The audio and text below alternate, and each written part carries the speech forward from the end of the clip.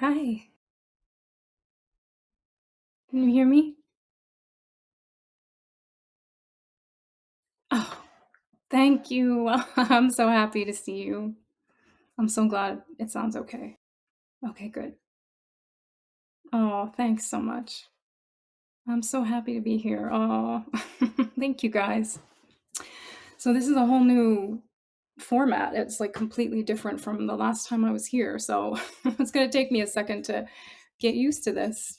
There's no there's no like bubbles, going down across the bottom. So I sort of feel like I'm here by myself. Okay, hang on one sec.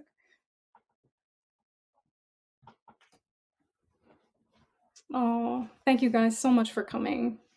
I'm really happy to be here with you. It's been a very long time since I've done a live session. Anyway, it's been a year, I think, since I've done a live, which is a very long time because those of you who have come to my sessions know that I used to do them a lot. And I needed to just pause for a little while for a variety of reasons, but I'll share in the session. But I'm so happy to be here with you today. And I'm going to just start with my invocation. If you've never come to one of my live sessions, I always like to start with just a prayer and just to ask for, the blessings and the good energy to be with us today. And if you're not familiar with what I do, I sing mantras, I sing sacred music. So I have an instrument here. You can't see it. It's called a harmonium, and that is what I will be playing. And the session will be a combination of sharing on the subject and music, meditation, variety of things. Sometimes people want to know how long it will last. Usually my sessions are like 90 minutes. I may go longer. Just go with whatever feels right. But of course, you're free to exit whenever you like. So relax, take a load off, and just be here. Thank you for coming. I'm so grateful. So I'm going to start and sing in Sanskrit a blessing, and then we'll go into our subject. Oh, I just want to make sure. Last time I did a live session, which was a year ago, something was wrong with one of my cables, I think, and you couldn't hear my voice. You could only hear my instrument, and it just sounded like a chainsaw with no voice, very unpleasant. So I just want to make sure that you can hear me when I sing. So you have to be my engineers. Okay. Will you just let me know if you can hear me fine? Can you hear me?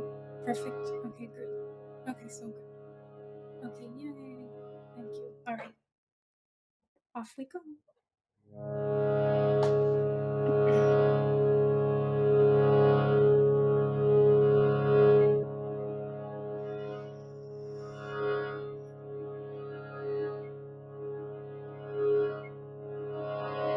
So I just invite you to be here wherever you are.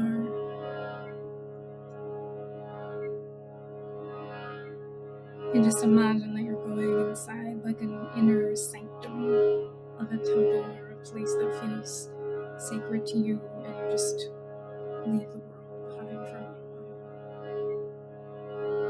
Don't let that energy in, just be in this quiet place with yourself.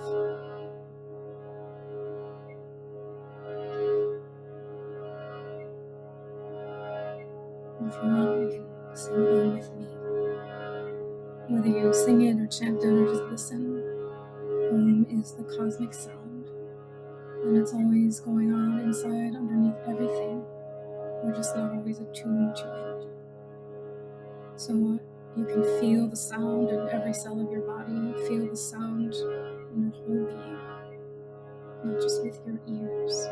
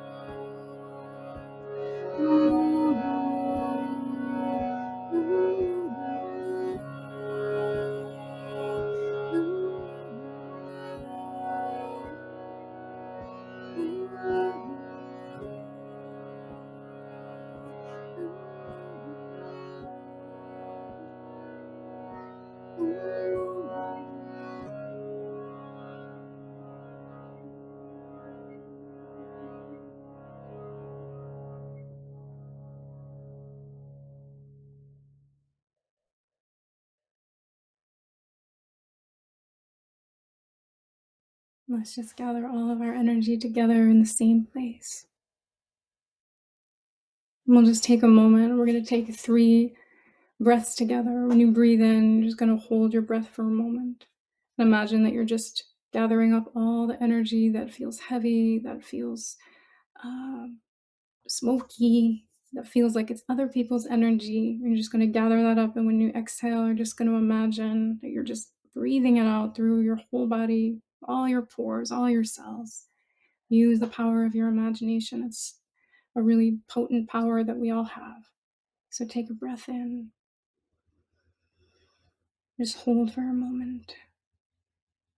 When exhale, just release everywhere.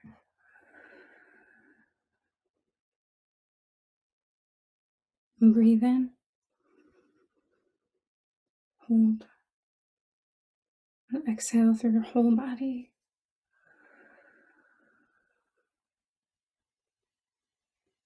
One last time. Breathe in. Hold. And exhale, release everywhere.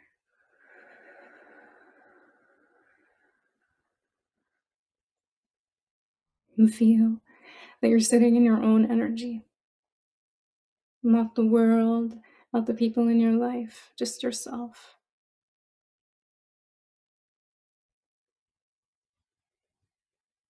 And we just ask that all the good energy be with us today for this gathering, for this conversation. May each one of us who's here receive whatever we need today. May we have a beginner's mind, an open heart, and be open to the blessings in whatever form they come. Sometimes our mind doesn't know what we need, but the intelligence of our being does. So let us all receive the permission of our mind to receive whatever is for our highest good. Thank you.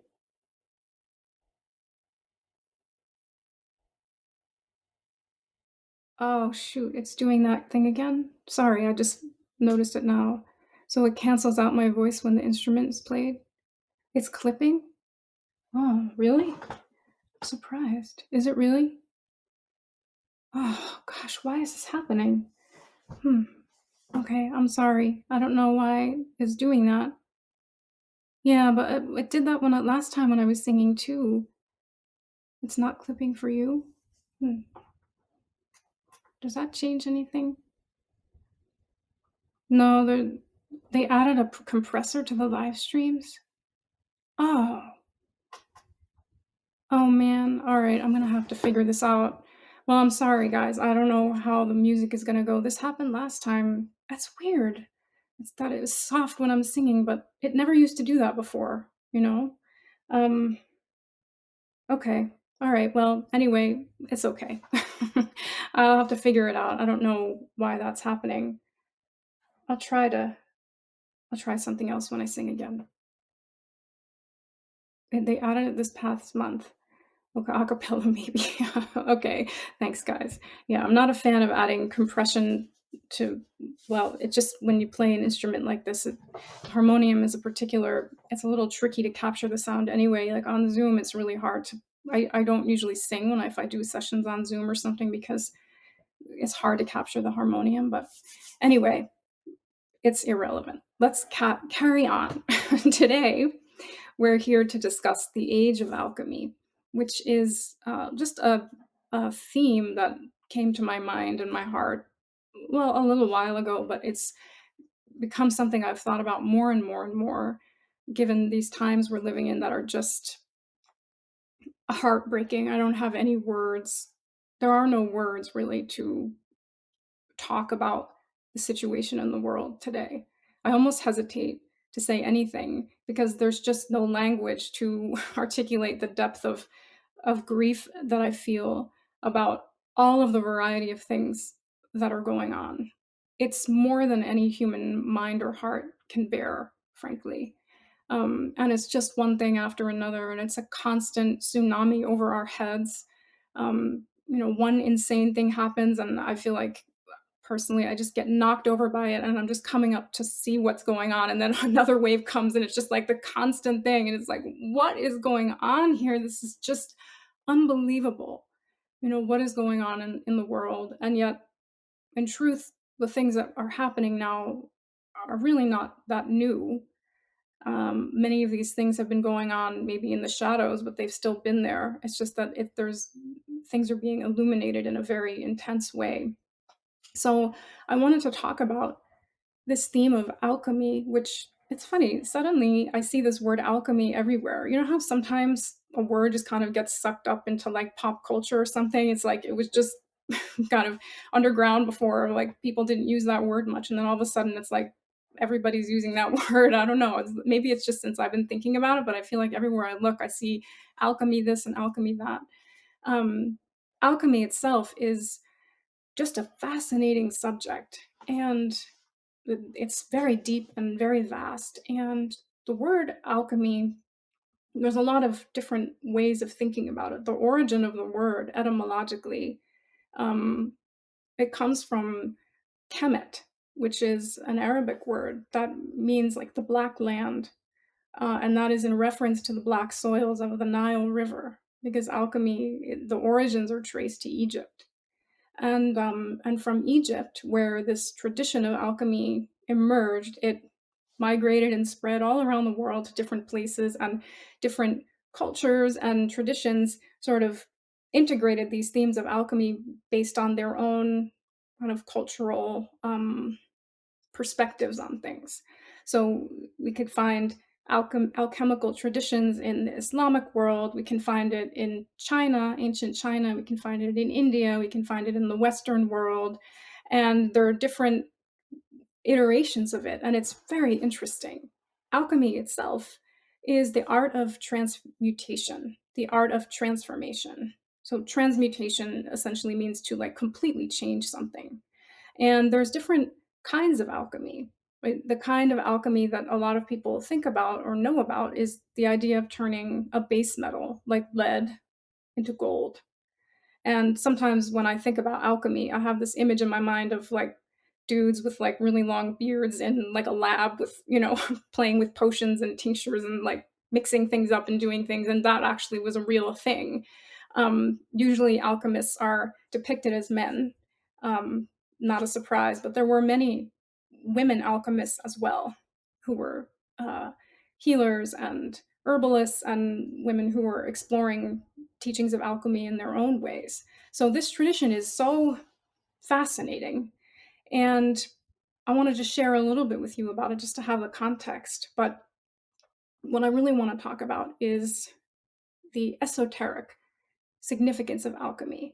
because we have the exoteric, right? EXO, exoteric, which is like the external manifestation of alchemy, which is people playing with, metals, playing with things like mercury and tin and copper, and trying to transform these things into their purest form, whether silver, whether gold, or whatever. And people who were fascinated by, trying to come up with elixirs of immortality, right? In many different cultures, we can see that there are these traditions of people who were trying to find what's often called the philosopher's stone. Maybe you've heard of that from like the Harry Potter world. I didn't actually read that book about the philosopher's stone. It's one of the Harry Potter books, but the philosopher's stone was considered to be like a legendary substance, that like a magical substance that wasn't actually like a stone. It was, it could be have been like a tincture, a powder, an elixir. It could have been a stone, but it really was more something that the alchemists were seeking for transformation. And the idea was that this thing called the philosopher's stone had the ability to grant immortality to people, that it was a universal medicine that could heal all diseases, that it could help to transform, a base metal like lead into gold, but that ultimately the philosopher's stone is what helps to transmute our own base consciousness, our egoic consciousness, to the pure gold of our true essence. It's really beautiful. And that is the esoteric significance of alchemy. And they work together. So, just for a little context, the Western alchemical traditions, they did a lot with plants, minerals, trying to come up with these, um, elixirs of life, they called them. And in other places, like in China, the Taoist tradition, they have a whole wealth of teachings on what's called inner alchemy. Inner alchemy is, working to cultivate our chi in the highest way, our energy in the highest way for our well-being, for our longevity, for the development of our consciousness. And there's many different types of practices that people still do. Even like Taoist sexual practices were considered part of the alchemical tradition, right? Simple things that you could even learn today, like for example the microcosmic orbit, which is like the way that learning how to breathe, right, where you breathe up your spine and down. I'm not teaching this, I'm just sharing what it is, where you're breathing up the back of your body and down the front of your body and learning how to work with chi. But it was for spiritual awakening. The point of doing these practices was to cultivate the golden elixir within us. The Indian tantric traditions also had a lot of teachings like this, like learning to awaken the kundalini, learning to do tantric practices, and like in the tantric traditions, which, just as a footnote, tantra is not, people always equate it with sex. That's just one tiny piece of it. Tantra is a beautiful, vast philosophical and practical system that has many different teachings to it. So that's a whole other conversation. But in the tantric traditions and in the systems of alchemy, the their discoveries and the teachings were always written in symbolic language, like codes. They were coded languages. And that was because they were meant to be secret transmissions, not just for the ordinary layperson to read or to learn, but actually these teachings were meant to be passed down right from a master, from a teacher, or whatever. They were very shrouded and protected. So some of them, it's hard to even decipher and understand what they mean because they're all in these sort of codes and symbolic language. So that's really interesting, just that in itself. Um, so we have the Indian alchemy, we have the Taoist alchemy, we have the Western alchemy, we have Egyptian alchemy, and all these different types of alchemy. But ultimately, what these systems are really offering us and showing us is how to transform ourselves. The raw material, they would call it like the prima materia, the raw materials of our life. How do we take that and turn it into gold? So there's some beautiful metaphors in this. The gold that was extracted or meant to be sort of um, awakened from these baser metals was not done by putting something into the base metal like lead. It was actually through a process of purification. The lead or whatever it was heated up, and it went through a purification process, and that extracted the innate gold that is within it, which I think is a really important thing for us to think about. Because when you think about it as an internal journey, it's not that we have to go and get gold somewhere, right? You don't have to go to like Amazon Prime and order your gold. Like the gold is in us. We have that gold. It's actually contained in the raw, messy material of our life. And the question is, how do we alchemize that? How do we work with that raw material of our life to become the gold? Because ultimately that gold is us. And I think the philosopher's stone, which is this sought after sort of legendary substance I was saying, I think the true philosopher's stone, the true transformative substance, is love. Love is the real philosopher's stone. Love is the true power that transforms everything in our life. All of the pain, all of the wounds, all of the confusion, all of the sort of defense patterns that we have, and the egoic tendencies, and all the stuff that we're working with in our life. It's love that is the power that helps to transform that into gold. That's the way I think about it. I haven't found that written, but that's what I think. Because when I think about it from an esoteric point of view, I really feel like what is the most profound power in the universe? And that is love. And that means love is the energy or the intelligence that transforms everything inside of us and inside outside in the world. They're mirror reflections.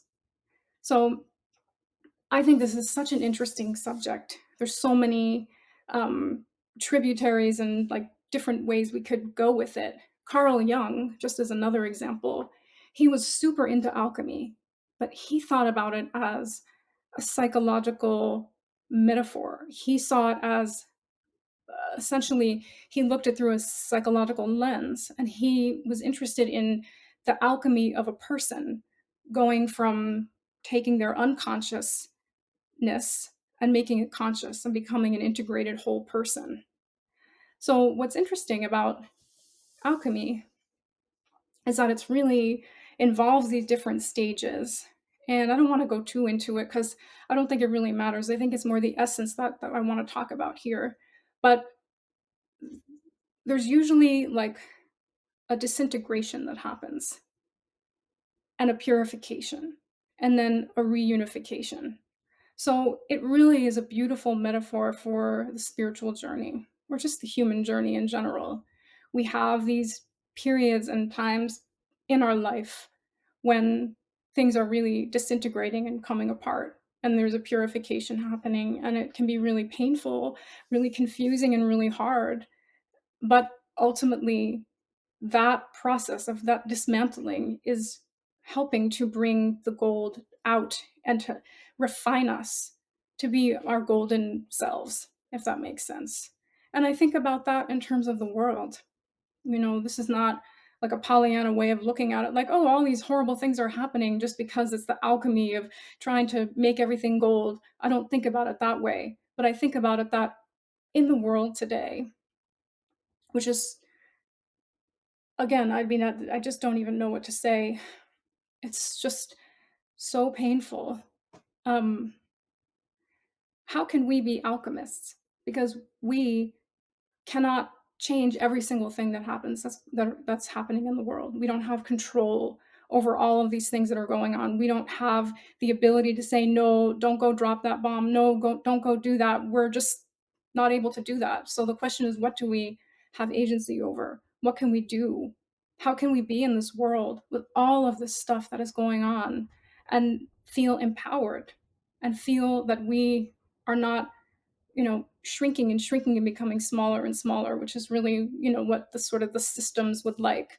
They would like us to become sort of dead inside, like numbed out, just scrolling, out of touch with our humanity, because that's easier to sort of control people when they're not in their power, right? That's just kind of simple, but it's true. And so the question is, how do we reclaim our power and keep using these times of this intense pressure to refine ourselves. I feel like I've had periods of my life when I've really been going through this alchemical process in a very intense way. You know, sometimes in life you're kind of, everything's just cool. You're just sort of coasting and it's just sort of the status quo. Other times in life, things are really expansive and, you know, really amazing, and you feel open and love and joy and so grateful to be alive. And then other times, which I think we've all experienced, we really go to the underworld.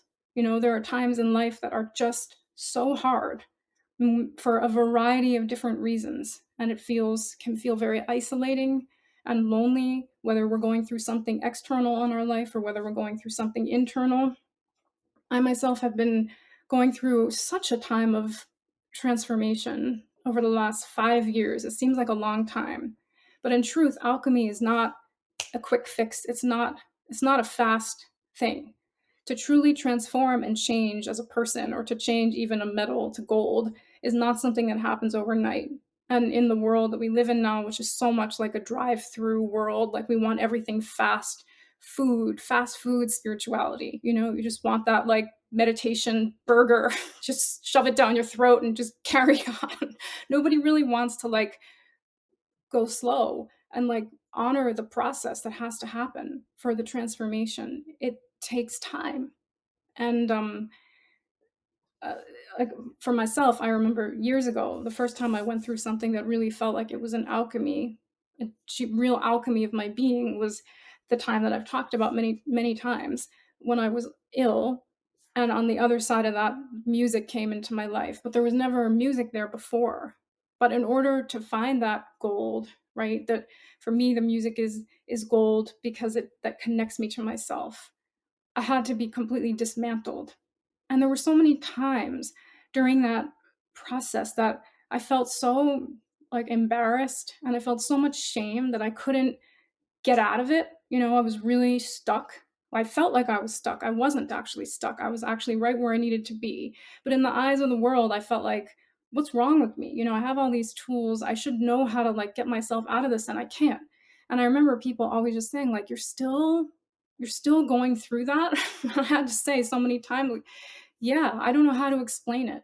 I can't just explain what's going on. And I've been going through something similar in the last few years. I don't have a way to really succinctly reduce it to like a little truffle to hand you or hand anybody to explain what's been going on. It's just been a complete dismantling of so many things.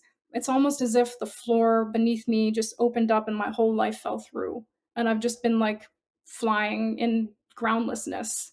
Um, you know, which on some level sounds liberating, and there is a part of it that has been liberating, but it's also really can be feel really scary and really hard, especially in a world that wants a simple explanation, that wants, you know, answers to things.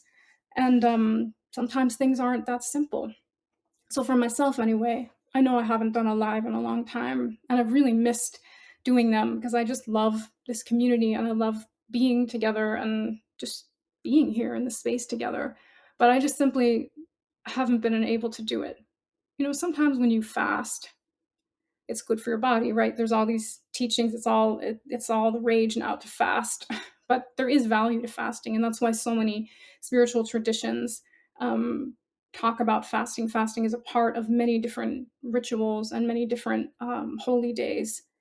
And I actually did a 3-day water fast this couple of months ago, which was a really great experience. I've done different types of fast before, but I never did a 3-day water fast, and it was just interesting to see what that was. But sometimes we need to fast. And sometimes when you fast physically from food, you slowly reintroduce things and you see how your body responds to it. But I think sometimes it's we need to fast also from people. We need to fast from the identities that we have. We need to fast from all of the normal routines of our lives in order to discover like who is there now and what is this person, if that makes sense. So I have personally been in a phase where I just really needed to fast, you know, from so many things because I lost the thread. I just lost the thread to myself. A lot of hard things happened over a long period of time, some things that I've shared, some things that I haven't, and it'd be too much to even go into it, but it's not even about that. But so many things happened that I really just lost that thread. And so I just felt like I couldn't show up and really with integrity and feel like I could just do this. Um, I'm not really doing anything except just sharing, but I felt like I was in a very like protective place with myself and my energy. And maybe you can relate to that in your own life for things that you've gone through, times when you just feel like you need to just retreat. And with everything that is happening in the world, you know, it's very overwhelming, and there's so much coming at us all the time. Just to stay informed can sometimes feel like just a constant assault, that I think it's really important, at least for myself. I knew that I needed to reestablish a connection to something that felt lost, because otherwise I just felt would be feeling uprooted in a world that already feels so chaotic and overwhelming. So I myself have been going through an alchemical process these last few years that I can't really quite put to words yet, except what I'm sharing with you. But it's, you know, in the past, I had the experience that I mentioned, and the music was sort of what got born from that. I'm not really sure what's being born from what I've been going through. I only know what's been going on. Just constant having to let go, constant loss, um, sense of not even knowing who I am anymore. But that's a beautiful thing when that happens, as scary as it is. Because on the path of alchemy, that disintegration, that going into the shadows, that dismantling and the purification is part of the journey. It's when it comes together that it can come back together in a new way. Because it's not that we have to acquire something, it's more that whatever is in the way of knowing that gold in ourselves, it has to be purified. A lot of times, heat is like something that's used in alchemy is like a metaphor, but also really, like they would heat metals, and the heating and the heating and the heating and the fire would purify them to the point that they would become more refined and pure. But on the spiritual path, which I think is just really life, we do go through these periods where we're on the in the fire, you know, and the world itself is just burning. The world is so much on fire, and our minds are on fire, and everything is sort of a mirror reflection in some ways. For myself, I feel, you know, I see what's going on, and then I see that chaos and that energy inside myself, and I realize that one of the most important things for me to do is to take those teachings of alchemy and take whatever I may feel, the raw materials of life, the grief, the rage, right, the anger, the sadness, the fear, and take all of that and use it. Use that as like compost. Use that as something that can help me, you know, create beauty or create something that is going to be affirming for myself or for the world. We all have that power. I think a lot of times people think certain emotions are not acceptable. Like we shouldn't feel angry, we shouldn't feel raging, we shouldn't feel sad or this or that. But that's not the orientation that I have as somebody who practices on the Bhakti Yoga path, which is the path of devotion. All of our emotions are holy and they're all sacred. And in fact, if we don't feel rage and anger at the unbelievable injustice that's going on in the world in so many different ways, then there's something that's sort of turned off, I think, in our humanity. But what do we do with that? You know, do we just stay there? If I find myself that I'm kind of boiling over with rage day in and day out, then I realize like I need to do something with that. I need to move that energy. I need to transmute that energy. There's a really beautiful metaphor of the peacock that I've thought about for this past year. I don't know if you know, but the peacocks, they can eat um, poisonous, venomous snakes, and they can eat poisonous plants. And they eat those poisonous things, and they transmute that poison, and it makes their feathers more colorful and more beautiful. It's a really beautiful teaching, just that in itself, that this animal consumes what is toxic and poisonous, and it's able to transmute it in its own being to be more beautiful, to be more colorful. And we can think of so many different metaphors in life that are reminders, I think, of, you know, working with working with the raw materials of life, like the lotus flower, right? And thinking of spiritual symbols that are very common, but that are really good to think about. A lotus that is, looks so beautiful and sublime on the surface of a lake, or a body of water, just shining in the sun, so pure and beautiful. And deep down, it's going into these muddy, dirty waters, right? No mud, no lotus. Oh, I brought that to show you. This was this is Thich Nhat Hanh's. I love his calligraphy, and I handed this out at one of my retreats once. No mud, no lotus. I think it's just a beautiful. I love his calligraphy, but it's also just such a beautiful teaching. You know, without the mud, there is no lotus, right? Without that poisonous stuff, the peacock's feathers might not be as beautiful and rich and colorful, right? You can think about a diamond that is, in this intense sort of pressure, and that pressure is what makes that diamond be refined. A lot of times in like Sufi literature, poetry and stuff, a lot of the metaphors used are about grapes and wine, right? That the winemaker is stomping on the grapes, and through that process of stomping on the grapes, right, that creates this beautiful wine.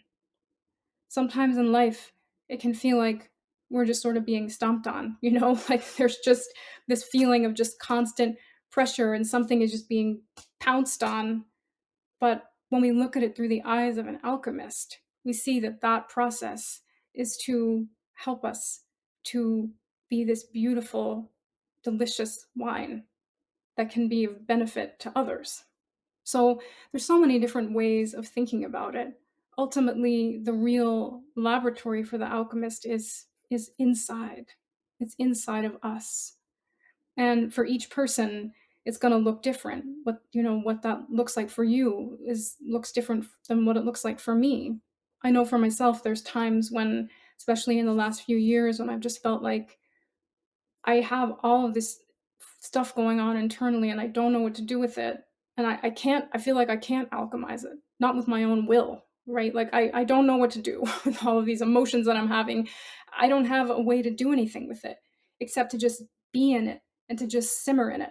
And I think that that is very true, that sometimes we are in a place where we can actually channel what's going on into an action, right? We can create art, we can be an activist, we can make a garden, you can build something, you can share something, you can write something, you can take that energy into something practical and offer it to the world. And there's other times when there's that purification process happening, there's something going on, and we truly feel like we can't do anything, which is how I felt this past year. I wanted to do a live session, I wanted to write, I wanted to record music, I wanted to do so many things, and I literally just couldn't do it. It was like the cosmic foot was just standing on me. And I was just, after many years prior of having a lot of challenges, I really just felt like, okay, I have to surrender, trusting that that process of alchemy is happening whether we're doing anything or not. That's just the nature of life. Life, love, right? The philosopher's stone of love. It wants us to be our truest self. It wants us to, know the gold of who we really are. Our true nature is that gold. And that part of us that is the gold knows joy and knows peace independent of conditions. There is a part of us, no matter what is going on the outside, that has peace, that is not dependent on anything external to give us that. And I think about that a lot when I reflect on the mystics of, throughout the ages, that whatever was going on around them, because many of the mystics, many of the saints in the world lived during times of great turmoil. It's not like they were living in times when everything was all calm and peaceful. Many of the mystics who lived went through their own crises. They went through their own deep challenges, and or the world that they were living in was plunged into some kind of darkness. And so I think there's a lot to learn, from that. How can we find peace and find that love within, regardless of what is going on the outside? That is a really challenging thing to do. I find for myself, it's so easy to get swept away into what's going on and lose that. But to come back to that, to find that, to rediscover that place that is not affected by what's going on, to have a peaceful heart, even in the midst of all the chaos, is a practice that I aspire to. There's no way I've mastered that even a tiny bit, but it's an aspiration to be able to find a pool of peace inside myself, no matter what is happening, so that I can actually harness my intuition and really understand the best way that I can be of service in these times. If I'm not able to access that, it's hard to know what that is. And it may be something so simple, like making, a meal for somebody. Maybe that is a way to contribute to the peace in this world. Maybe it's planting trees or just enjoying a cup of tea and feeling the peace of being alive, even with all the madness that's going on. So there's a lot, in these teachings on alchemy. And I think that the world we're living in now is very hot. It's very fiery, and there's a lot of pain and there's a lot of suffering. And the chances are that it's not going to just go away anytime soon. It's easy to think, okay, well, when that war ends or when this thing happens or when this nut job is out of the office or whatever it is, then everything is going to be okay. But in truth, these are chaotic times, right? If we look at it through the lens of the Hindu tradition, we're living in the age that's known as the Kali Yuga, which is a time of, great disharmony on the planet. Like the weather patterns are off, like the world is heating up, people's minds are heating up, and there's so much pressure. But I think I've shared before that the sages actually say that in these times of great challenge, these are the most powerful opportunities for us to awaken, because the pressure on the outside, it draws us inside.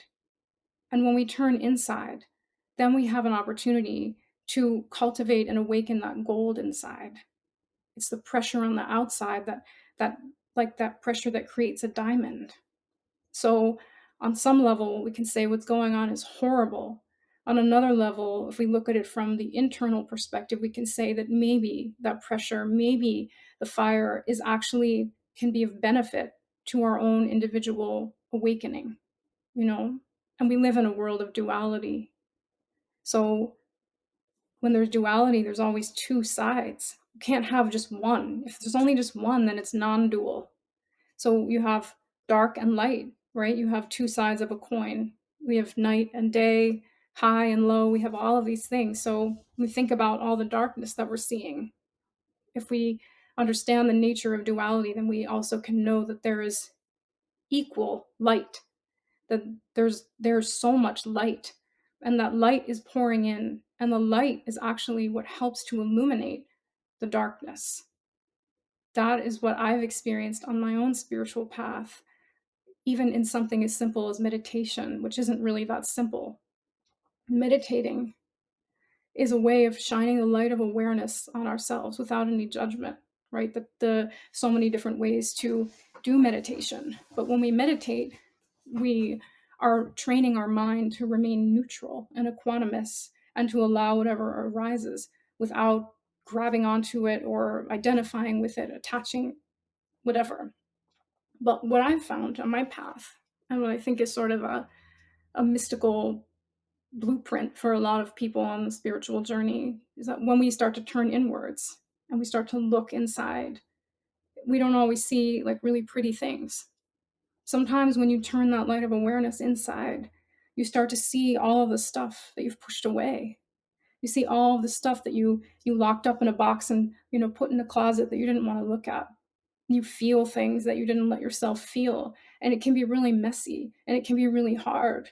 I remember when I was younger, like in my late teens and 20s, and starting to meditate, and it was so unpleasant. I thought I must be doing something wrong because everybody just looked so peaceful. Every time I would go somewhere, see people meditating, or I would be like with Thich Nhat Hanh Sangha or different people, and everybody looked so calm, and I felt like I was just a wreck because my mind was just going all over the place and I couldn't get comfortable. My body was uncomfortable and my mind was racing. And I just would want to run away from myself and run away from that moment so much because I didn't want to feel whatever was arising.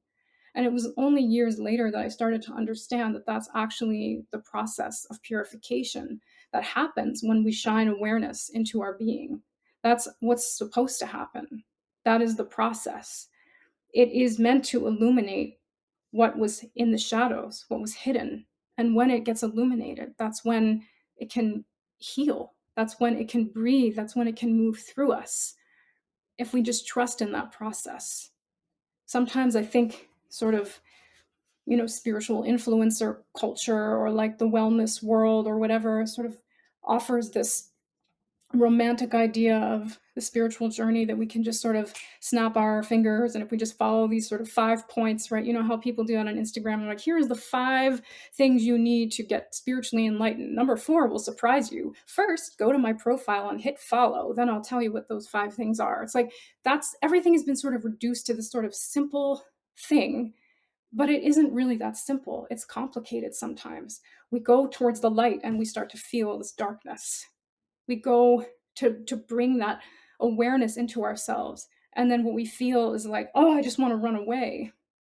We don't necessarily feel like rainbows and, little cupcakes floating in the air or whatever. I mean, that would be weird, but you know what I mean? Like little beautiful things. Sometimes it's not that. Cupcakes floating in the air. Sorry, that's a really weird thing to say. But I do like cupcakes. I think if I saw them floating in the air, I might think I was going a little crazy. But basically what I'm saying is that the purification process happens when we turn inside. We do meet things that are hard to be with sometimes. And we have to trust that we have the ability to be there with that. We have the ability that the light is helping to bring that out so that we can really know our light. And I think if we think about that in terms of the world at large, if you imagine that light is pouring into the world, then the light is illuminating what is nefarious. The light is illuminating what is corrupt, what is greedy, right? What is unjust. We need to be able to see that. It's like what the Buddha said. He said, please, please stop lying and acting like you're not suffering, because you are.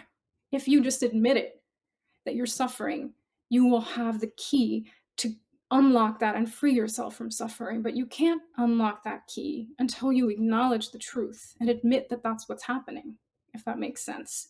We have to be able to know something is awry, something is off, in order for us to do something about it. So if we just look directly at what's going on the planet, if we just look at it, not even making any opinion or judgment, just look, we see incredible suffering. And that sparks that part of us that wants to be free from that suffering. Even the Buddha himself, when he was on his journey, it wasn't like all roses for him. He had a major existential crisis. When you read the stories of his life as a prince growing up in this beautiful palace, and he had everything he could ever want. He was surrounded by abundance of every kind, but he had this feeling that there had to be more, and he wanted to see what else was in the world. And when he went out into the world in the chariot, he saw old age, and he saw sickness, and he saw death. He saw a corpse. He had never seen those things before, and he freaked out. Some of the stories share that he came back to the palace after he saw these things, and he was pacing back and forth, and he was in so much pain, and he just was looking at people just thinking, how can you act like there's nothing going on? Like, you're gonna die. Like, this is serious. And he had an existential crisis, but it was that moment of touching that darkness and that confusion and that pain that actually set him on his journey. And ultimately he awakened, and he imparted this amazing wisdom to the world that endures today, 2,500 plus years later. So I don't think we can always say that a crisis or the so-called darkness is bad, only that we could think about it as that prima materia, that raw material of our life that helps us, that we can take it to transform it into something different. That's how the spiritual journey works. Taking all of that human egoic ways of being, the separation, the defensiveness, right? All of those patterns that we have of isolating ourselves and running and, avoiding and attacking and all of these things that are developing us for good reasons. We can see those things. We can use them to open our heart, to be able to have develop more of a unity consciousness. It's a beautiful thing to read stories of people who've been able to do that, to transform their consciousness, and we all have that ability. We all have that birthright, that we're wired for that, because the gold is in us. And there's so many different ways to connect to that gold, to find that gold. It's going to be different for everyone. For some people, it's meditation. For some people, it's chanting. For some people, it's prayer or walking in nature or playing music, right? You play the drums and your mind is completely focused in that. You're completely like there in a flow state, right? You're connecting to that gold in you. So there's a million ways to do it.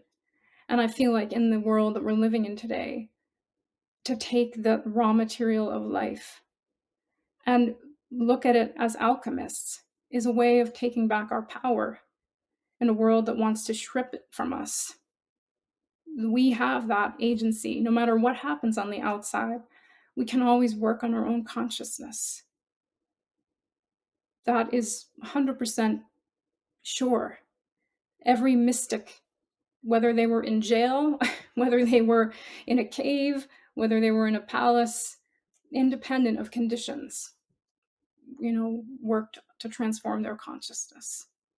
And we are that also. Okay, I'm going to stop talking for a little while. I've just said so much, and I'm afraid because I can't play my instrument, so I'm going to have to come up with something else. I'm going to just pause from all the talking.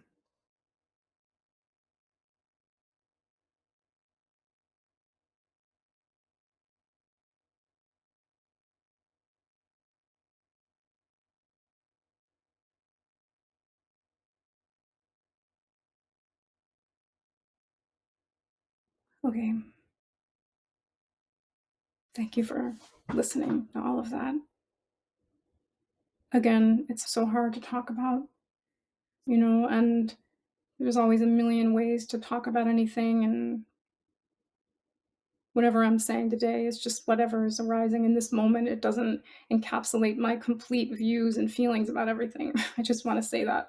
Sometimes, like I noticed a couple of weeks ago, I posted something on social media about the Epstein situation. I don't use social media that much, but it was just so interesting to see people's responses. um, some people were just like, well, why didn't you mention this? Or what about that? Or what about this? Or what about that? And I'm like, oh, this is not a magnum opus. This is just a post. Like, I can't share every single feeling I have and perspective I have about what's going on in the most complex situation in the world. It's like every moment is just a different way of looking at it. But what I always just come back to is the same thing, regardless, which is just love. Love is the philosopher's stone in this conversation. Love is the power that transforms that darkness into light. It takes our pain and transmutes it into light. So let's do a little meditation.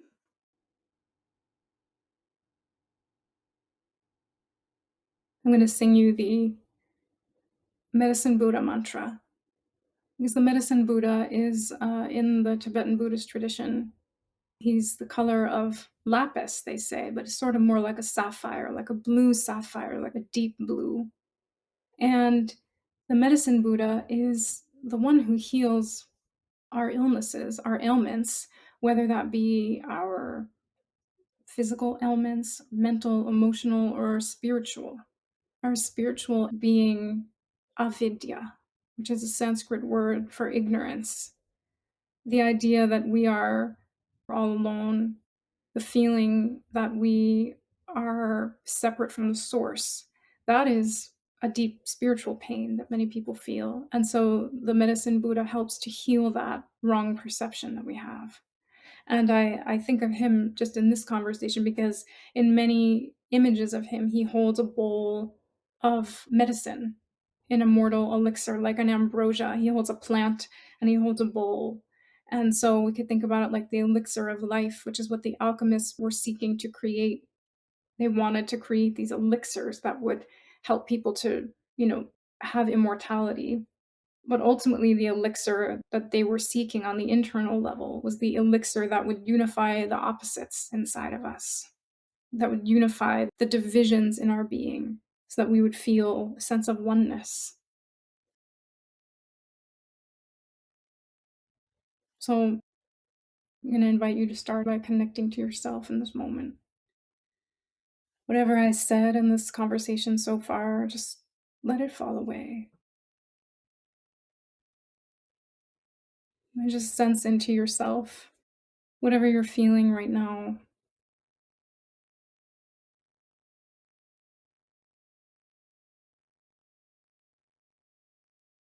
And see if you can connect to something in your being or in your life that feels heavy, like lead. It may be a situation in your life that feels really heavy. It may be the world that's weighing on you. It may be an emotion or a pattern in your life that you're feeling like you're really kind of stuck on.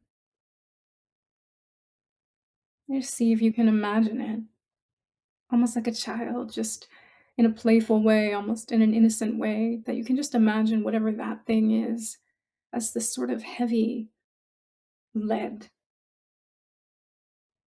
Maybe you see it in the form of like a rock, or maybe you see it like something black or smoky. Doesn't really matter. Just imagine that you're taking all of that and you're sort of personifying it into this leaden thing.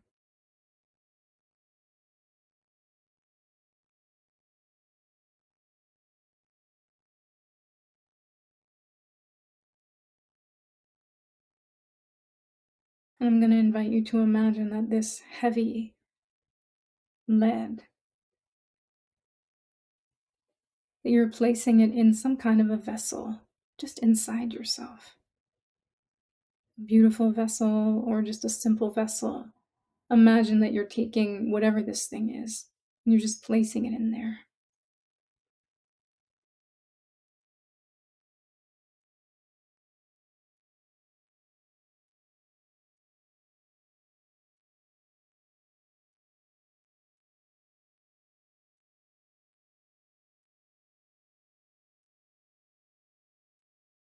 Now, using your power of your mind, imagine that you're filling this vessel with beautiful light, a golden light or white light, whatever feels true for you.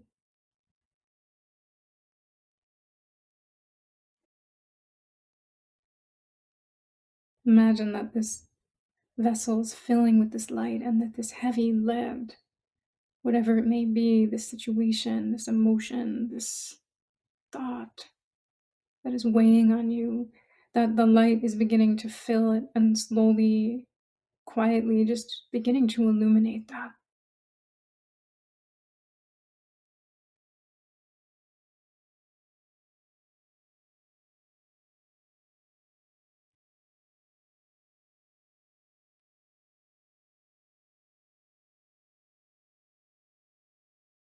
Begin to see all the atoms of this heavy thing being filled with this light.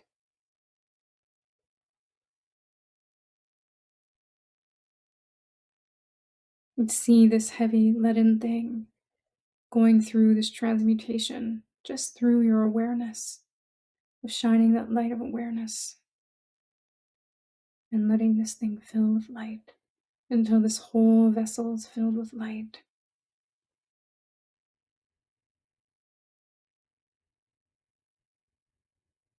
And that light begins to expand beyond the borders of whatever you're imagining. And that light begins to expand inside you, filling all your cells with this beautiful golden light. Just use your imagination.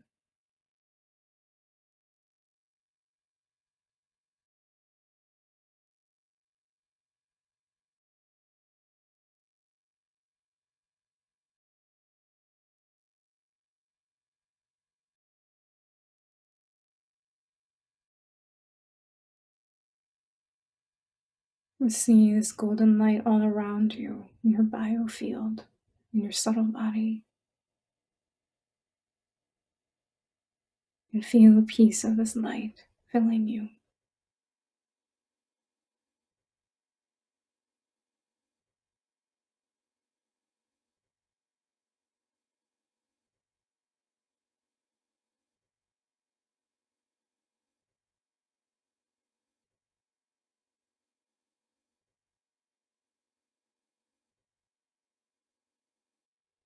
Eta umbekanze, bekanze, mahabekanze, Ranza samud gati suha, teata umbekanze, bekanze, mahabekanze, Ranza samud gati suha, teata bekanze, bekanze, mahabekanze, Ranza samud gati suha, teata bekanze, bekanze, mahabekanze, Raja samurgati soha, Hiata bekanze, bekanze, mahabekanze, Raja samurgati soha, Teata bekanze, bekanze, mahabekanze, Raja samugati suha.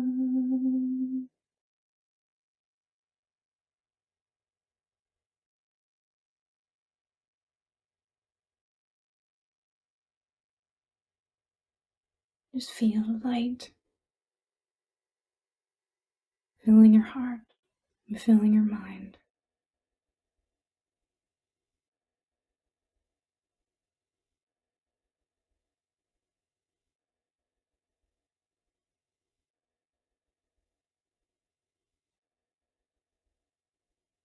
Know and trust that underneath all of the waves of whatever may be happening in the world or in your own life, that pure gold of your being is there.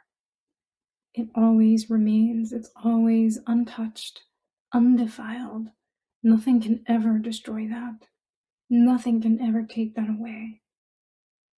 The more of us that awaken to that goldenness of ourselves, the more that we can transform the world.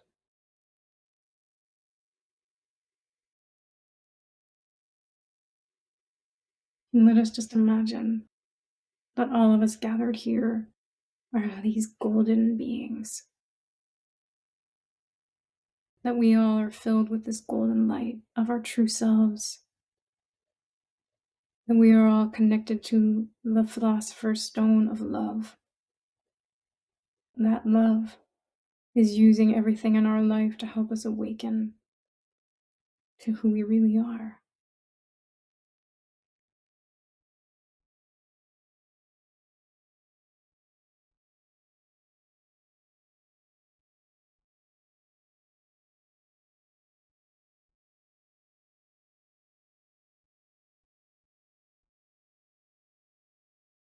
Let's just chant the Loka Samasta mantra together. We'll chant it for the whole world, the whole universe, sentient and non-sentient, imagining the peace in this world and sending those peaceful vibrations out into the world. The mantra is Loka Samasta Sukhino Bhavantu. May all beings everywhere be peaceful and happy.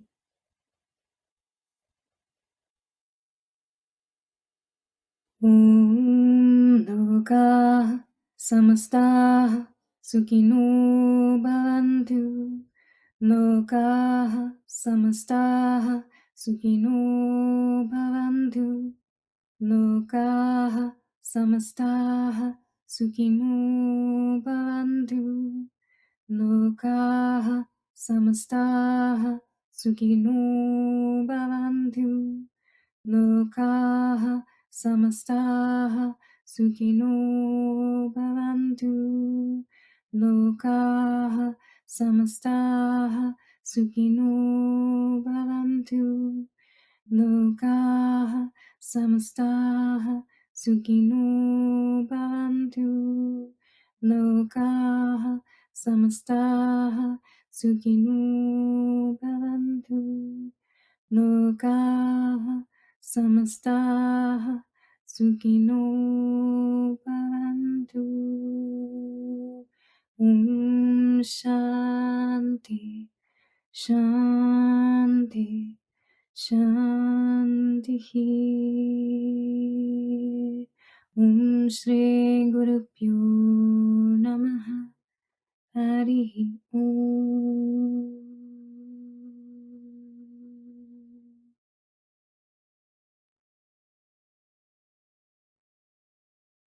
Let's just sit together in quiet and meditate for a few minutes.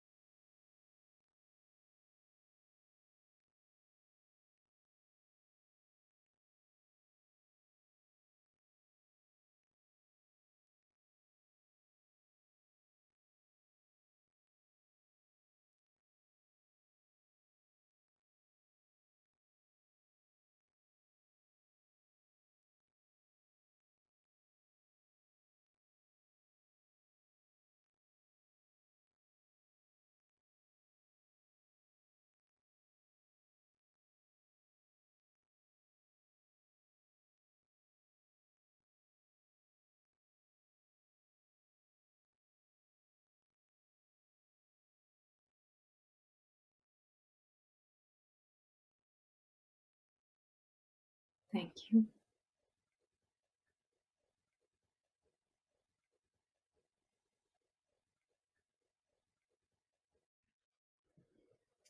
Oh, Janie, thank you. I'm pretty, oh, thanks so much.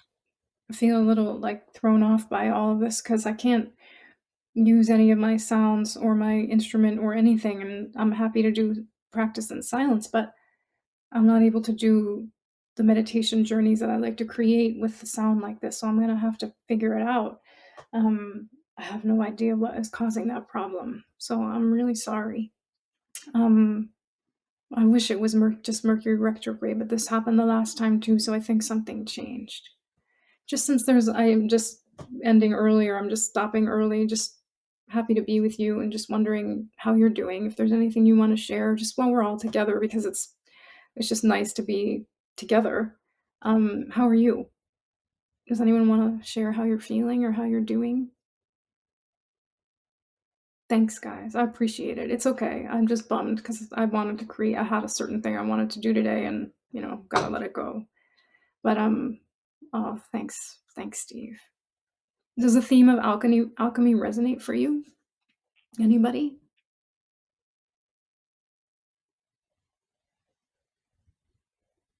I'm not sure when I'll be back. I mean, I gotta get this figured out because even if I do my water ritual, we could do it in silence, but I'm kind of limited. Um, Thank you. I'm just curious to hear. Thank you, Karen. Just just hear from you. Like if the theme of alchemy speaks to you in any way. Anything specific? Just because I'm curious to hear how you're doing. Thank you. I wonder with physical pain or degenerative diseases what it wants to teach me or how I can alchemize it. I myself have had a lot of physical challenges in my life and in recent years. Some strange, mysterious sort of illnesses that have been really debilitating, and I've been asking a similar question that you posed. I don't have the answer. I only know, what I've experienced in my life thus far, which is that times that I've gone through these difficult things, even if the problem hasn't gone away, it often illuminates something that I couldn't have seen otherwise if I hadn't gone through that. It's just for myself. I think when we choose to look at our experiences or our life through the alchemist's eye, then what we need to see is revealed to us. It's sort of like a choice, to like turn our perspective in that direction. Oh, thank you, Kate. Hi, Jeanette. Oh, wait, hang on. I have been navigating much as you. Try to move the emotions out through somatic movement and grounding in the forest. That's beautiful. For me, chanting is actually the ultimate alchemy for me. Because chanting is, I'm just sharing, we're just having a conversation just because we have this time. So feel free to leave, obviously, but why not just hang out a little bit? Um, for me, chanting is how I take whatever I'm feeling, like all the emotions, and I just keep offering them over and over again through the sound. Ram, ram, ram, ram, ram. I just keep saying it over and over again, singing it over and over again, and I don't even understand how it works. But as I always say, when I take that pain, I throw that dirt to the universe, and it comes back as flowers.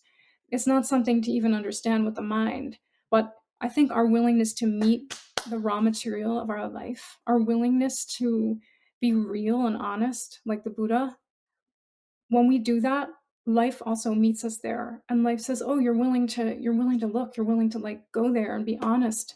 You're willing to be real. Let me show you something." That's what I've found. Let me transform that for you. I think it's often when we just pretend or we choose not to look that it's the work. It's hard to do the work, and that's the hard part. Is that the bravery of being able to gather back what we've exiled within us, to gather it back, to look at it, to love it, to not need to have the answer, to just sit with what is and trust that there is some intelligence of life, whatever that is. I don't know what it is, but even in the midst of all this horrific stuff going on in the world, there is still some power that is so much greater than the guys and their bombs. There is a power that is making the sun rise and set every day. There is a power that is going to make the trees outside my window bloom soon. No one in any White House has the power to do that. There is an intelligence in this world that is so much vaster than anything that we can imagine with our mind. And to that, I personally only bow down and have to keep reminding myself of that, that intelligence is also working in my own life. I'm sorry I missed all these different comments.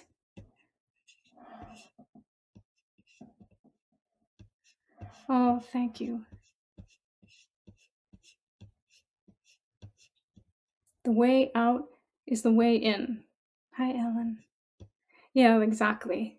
The way out is the way in. I have recently become interested in alchemy. You have shed a different light on it. This is my first. Oh, thank you. Thank you. Well, I'm happy to have you here. Welcome. Yeah, it was exactly what it was supposed to be. Thank you for their donations. First time also. Hi, Bob. That's funny. I mean, it's not. I used to do a lot of live sessions, and I love doing them. And I felt like very unmoored the last year not doing them. And I just couldn't do them. I don't even have any way to really explain it. It just every time I would go to try to do it, I realized like I'm just not able to.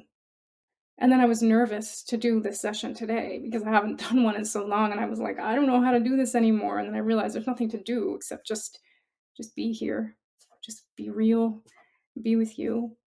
And I think that the healing and the transformation happens in just being together and being, honest. That's why I always share the Buddha story, because I just find it so inspiring that there's such a simplicity to the teachings, that there's suffering in life. That's not the end of the story. That's just the beginning of the story. Then once we know that, we can do something about it. But it's just so relaxing when somebody speaks the truth, like he did. He was just like, let's name the elephant in the room. Something's not right. You know it. We all know it. So why are we pretending? Why are we like trying to filter everything to make it look really nice and curated when we all know that there's a challenge in this human journey, because we're living in an impermanent world and we want to keep it a certain way, and we are trained from the time we're so young to forget that goldenness in ourself. And so we're all on this journey of remembrance to reclaim that, to remember it. We don't have to go out and get it. We have it already. Sometimes during this process, oh, sorry, I thought I lost you. Come back.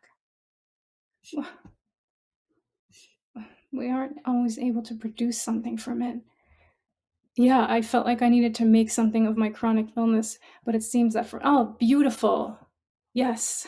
I I think that's also like, I mean, there's so much to say about that, but I've often felt like nothing's happening. Like I'm just burning up. Like I don't see anything like that's happening from this. I don't have any grand epiphany or anything to share. Like, hey, I've totally transformed myself into this person. Like I don't have to say. I can only know that it's been hard. But sometimes I think it's just the simplicity of just surrendering to not knowing, right? To not don't know mind, right? That's what they say in the Zen tradition. Like, don't know. I don't know. I can't understand it. I just know that this is what's happening. And for me, it's always going back and finding that seed of trust inside, to water that little seed. But even if I don't understand what's going on, even if I can't make any sense out of it, even if I can't find some grand explanation or anything, that I still can go down beneath the surface waves of my mind to a deeper part of myself and connect to a deeper trust that all is unfolding just the way the trees are, just the way the sun rises and sets. I always go back to nature. It reminds me.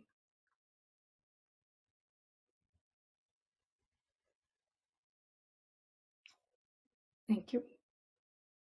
Surrender to not knowing, just let it be. Yeah. It's hard. I think sometimes when spirituality and capitalism come together, which they have, a lot in the world today, our spiritual sort of journey we start to feel like it has to be like there's a product, like we have to attain something, achieve something, show something, get something, right? It becomes like a marketplace, and we take that sort of attitude and we transpose it onto our spiritual journey, which has no business being in the marketplace like that. You know what I mean? I mean, it's wonderful that so many teachings are out in the world now, and we're so blessed that we have access to all of this stuff because, like I was saying at the beginning, many of these esoteric teachings were shrouded in the past. They were secret. You had to have a teacher to pass them on to you. You had to have access to the scriptures, and now we can just, you go on Google and you can literally put in any spiritual tradition from anywhere in the world and learn the most esoteric, amazing wisdom. The problem is sometimes we don't really know how to interpret that or metabolize it because we haven't if we just and that's actually what happened to me when I was younger. I was reading lots of spiritual literature and I was really into it, but I didn't understand it. I still probably don't really understand a lot of things. It's about like the evolution and the ripening. Like what I say to you today, in 10 years I probably will say something completely different. But when I was younger, I read a lot of these spiritual teachings, and instead of really understanding them in a way that benefited me, I sort of turned them around on myself. I use them as like ammunition. You're bad. You're not evolved. You're not forgiving. You're not compassionate enough. Bad, bad, bad. Right? That's like the paradigm of shame that I think is such a I'm just kind of going off on random tangents here. I hope you don't mind. I'm just talking whatever comes to my mind. I think when it comes to I think shame is the tool of patriarchy. And I'm not trying to get political here, but like when I say patriarchy, I'm not just talking like it affects everybody. It's a system. It's a system of being that is about extraction, right? And it is about punitiveness and shaming. It affects everyone. Doesn't matter what gender you are, man, woman, non-binary. It doesn't even matter. Everyone is affected by that sort of shame paradigm. And for myself, when I was younger, when I was learning about spirituality, I had a lot of shame, like felt like something's wrong with me. I'm broken. I'm unworthy. I'm not okay. I'm doing it wrong. I'm meditating wrong. I'm not evolving fast enough. And I would shame myself for that. So it took a really long time to be able to undo that, untie that knot. And that was the first sort of alchemical descent that I went through, which brought me music. Music was actually the thing that helped to untie that for me. Music is what helped me to realize that it wasn't about shaming anything about myself, that it was actually about allowing it all to be there and just offering it, just letting it be, just releasing it, meeting it and letting it go, not pushing it away. That embrace, learning that through music was so healing. It still is so healing. Just see. Yeah, when you choose to alchemize, it can be hard to explain to others, especially when we are so overwhelmed by the pain and confusion and chaos of the world's transformation. It's true. I know I said it earlier, but I've really been having a hard time this past year trying to put words to something that I've been going through that I just don't have words for. It's And a lot of times people just sort of want to know like something so simple, like they want the diagnosis or the explanation, oh, I'm getting divorced, or I have this illness, or I have this, and it's like, oh, okay. And people have something to grab onto. Suddenly it seems real. But if you can't explain it, if you can't define it, if you can't name it and label it, then sometimes people kind of look at you like you're out there, you know? But not everything can be explained because we all have these very rich inner worlds. And sometimes we have things that happen on the outside that catalyze something on the inside that is so deep, so beyond logic, so beyond language. And what often happens is, we go through that, then maybe we come out the other side and something looks different. And people are like, oh, you've changed, or, oh, when did you start doing music? Or, they don't have any idea that, like, at least in my case with the music, like for 3 years, I was literally like underground in the earth, like not participating in the world. But nobody focuses on that. They just, when the album comes out, they're like, oh, wow, cool. I didn't know you did music. I'm like, yeah, well, I mean, I had to kind of go through some things to find the music, but I'm not going to just like say that. You don't have to say that, but people don't always know that. It's like everybody wants to see what's on the golden platter, right? The cupcake on the platter, but people don't often want to hear about or know about what needs to go on, in the process of that happening. But that's why I think it's good to have conversations, to just be honest, that there are so many beautiful moments on the journey of life, and beautiful moments when we really recognize our true self and we feel that joy and that gratitude for being alive. And then there's other moments when it's a descent, you know? It feels lonely, it feels hard, and sometimes as we go through these changes, right, the things in our life that once felt stable or comfortable or familiar start to fall away or change. Like relationships change, relationships fall away, things that we used to love, maybe we don't love anymore, and we're not really sure. I've been feeling that so much, like, I don't even know who is this person, like, I'm not quite sure anymore. Anyway, thank you guys for this time and sort of random buffet of variety of things. um, good vibes only bandwagon. Yeah, I hear ya.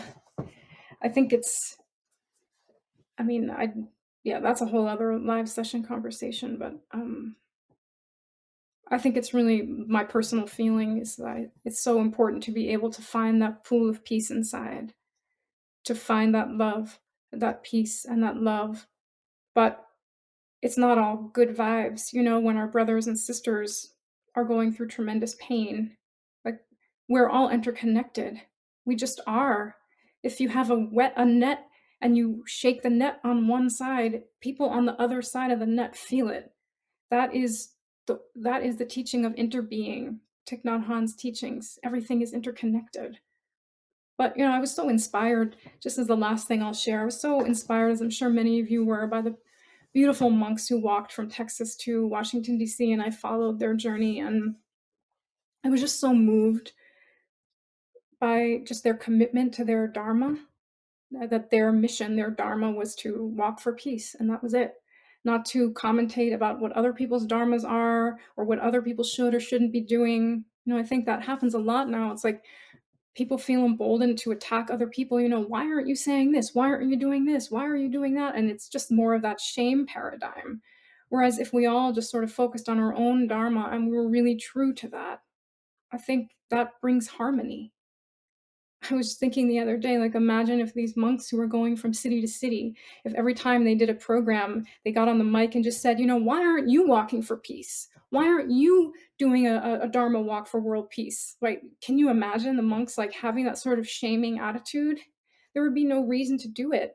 They're just embodying what is true for them in this world. And each of us has what is our own way that is true. And instead of like always looking out and just being like, oh, this person isn't doing that and that person isn't doing that and criticizing, and why not just focus on our own swadharma, our own inner dharma. But I felt so much peace just watching them on their walk, just walking for peace with complete one-pointedness of mind to cultivate that love in their heart, the peace in their heart. And they brought so much peace to others. And it's such a reminder that when we do whatever we do to bring peace to ourselves, it really makes a difference. It really matters. It really does. So I hope that each of us, in our own way, may find the things that bring us peace, even with all the chaos, even with all of the darkness that we see. May we trust that, that the light is what helps to illuminate it, and that we can trust the cycles of life, like the cycles of nature. We can trust the intelligence inside of ourselves and remember that the gold it's there. It's just waiting for us to discover it again. So, all right. Thank you. I'm not sure when I'll be back. I don't know. I'll have to get in touch with Insight Timer. Oh, I almost forgot to mention that maybe some of you saw I'm doing a retreat in May. It's on the app. It's great. They have this feature now where people can share their retreats, and I'm happy to be able to share my retreats when I do them. Unfortunately, the information is not completely up to date because I can't go in there myself to change it. And so it says there's 12 spots left, but there's only 8 spots left now. I have to limit the retreat to 40 people just because of the nature of what it is. But the retreat is called Nothing to Prove. And it's about uncovering our true worth, which is the gold. That's what it is. That true worth is that gold inside of us. So we'll be looking at, all of the ways that we feel we have to prove ourselves to other people, to the world, or even to ourselves, and try to bring some love to that so we can gently dismantle that and remember who we really are. That is the intention of the retreat. So I'm really looking forward to it. There'll be lots of music with a hopefully properly functioning sound equipment and a beautiful place in New Mexico. I'm looking forward to it. So if you have any questions, feel free to message me about it. And I just don't want people to register for rooms that aren't available. So hopefully they'll fix it soon. All right. Thank you. Thank you. So much love to you. I'm sorry again that I wasn't able to do, what I wanted to do, but that's okay. It's all about just being flexible. Thank you for your donations. Uh, I really appreciate it, and I hope to come back again soon. If we have to be in silence, we'll just be in silence. All right. Bye, guys. Thank you. Lots of love.